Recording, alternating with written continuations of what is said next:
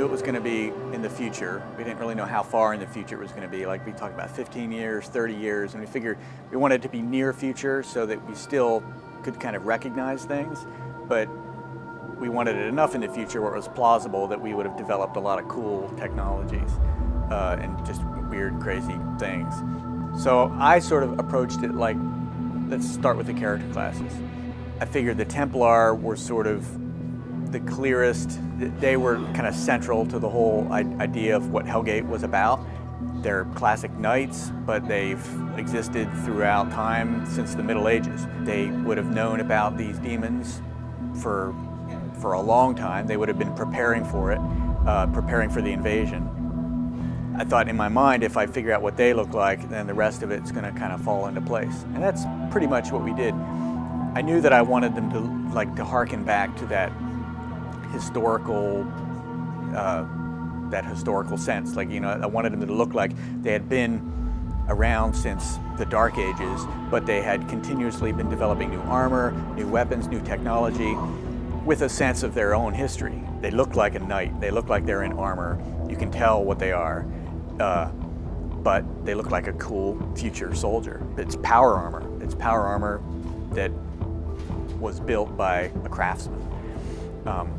You know, the Kabbalists, we knew that they were going to be demon tamers, that they would sort of they'd try to work the demon powers, the powers of hell against, you know, they try to understand them and claim those powers and then work them and use them against their enemies.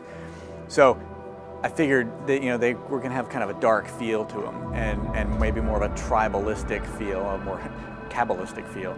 You know, it's just sort of like padded leather and kind of blades and sort of an elaborate headdress that kind of looked tribal. You know, it kind of had that shamanistic feel to it.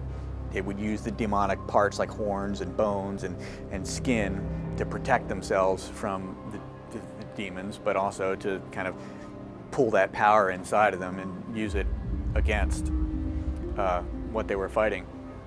And then from that, as the look of the Kabbalists evolved, we kind of got more fantasy oriented. You know, the costumes got crazier just because we wanted to, you know, on screen, they have to look cool. So they kind of got bigger and fancier and more elaborate, and it just seemed like the way to go. The hunters, I figured that I was never really as worried about the hunters, you know, just because they were the most traditional of the factions. They're basically super soldiers. They use military technology, power armor, you know, fatigues. We wanted them to look futuristic, you know, so they had the weird goggles and doodads that helps them sense, you know, and shoot things from afar, and transmitters, and they came together pretty easily, and I was never really that worried about them. The biggest challenge was just preventing them from looking generic. You know, so we wanted them to kind of still have something a little special about them. But you know, the Kabbalists and the Templars were definitely the challenging ones to get, but the most rewarding at the same time.